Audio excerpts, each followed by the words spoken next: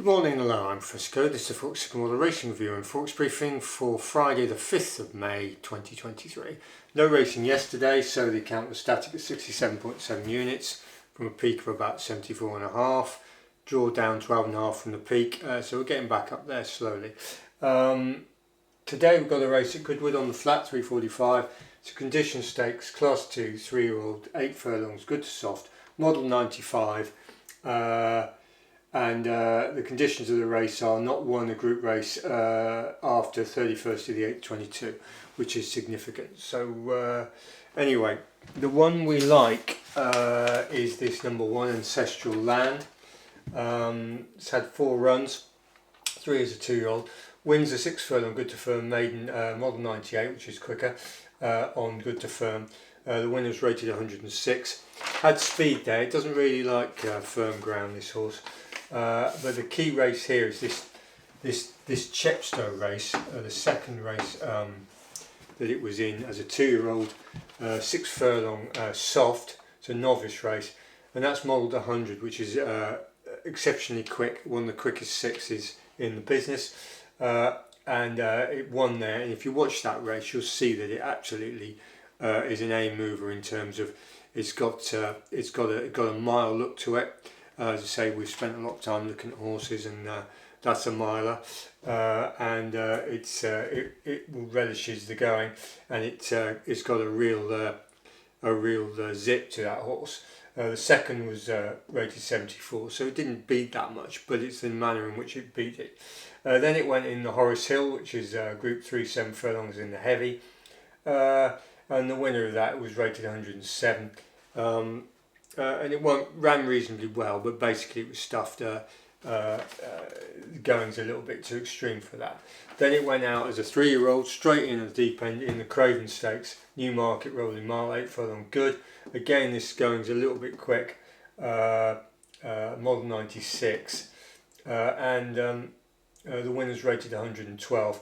And that horse, our horse, Ancestral Land, certainly had speed and wasn't really, and acquitted itself pretty well. It wasn't stuffed in the Craven, so it's got the right profile, that horse.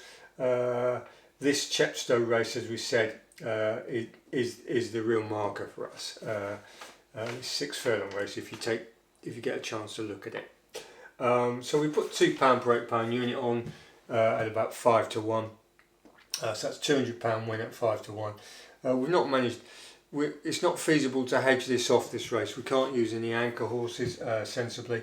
We can't each way it. The 3 places on Ancestral Land are pretty screwed off in price, so it's not worth it. So and the others, and once you start trying to hedge it off, you're getting into a relatively poorish return. So we're going to stick at 0.25 of a unit. On for the win, and if it wins, great, and if it doesn't, not too much damage done there. But as I say, we're reasonably keen on this horse, so that's what we're doing there. And the other horses in the race, just quickly, is the favourites, this Colasi, number 4.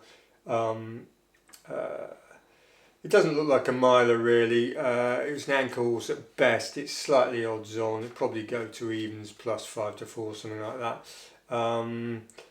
And it's not really, as far as we're concerned, it's been in the listed Field Stakes, which is a sort of a feed to the low-key feed to the Derby. We don't think it's a true miler, that horse, so we'll give that the kick. This Cicero's Gift, number 3, which is the other one that the market likes. It was in a Wolverhampton 8.5 Band C and D. The Band C and D is relatively low grade. It's a relatively cheap horse, and it's up against this decent Ancestral Land. So we've given that the chop as well, and that's 3 of them. And then you've got the outsiders really. Captain Wiser Bar, number 2, expensive horse, not really performed, but it's potential. Could come as a surprise, but who knows. Number 5, One Night Thunder, likewise, that's a semi-expensive horse, not performing. And number 6, Skeptic, another expensive horse, not performing. So you've got 3 sort of checkbook horses in there that aren't really doing it. You've got Cicero's Gift, which we don't think is going to have the class, and Colossi, which doesn't really look like a miler. So our horse has got a good shout. Anyway, that's where we are. On the Forex front, you've got non-farm payrolls today.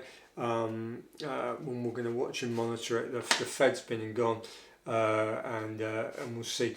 If you look at the way the market ramped up the euro over the last week, you can see that the people in the know obviously knew that the ECB was going to come out very hawkish, and that's what you're up against in Forex, really. I mean, you could have sort of joined the party, but you're in sort of a risky scenario because you're not privy to the information. So anyway, that's where we are there. We'll see how it goes, and next week the markets will digest all this information, and we'll see some moves that we can get into. So that's it really. Thanks for watching, thanks for subscribing, and goodbye.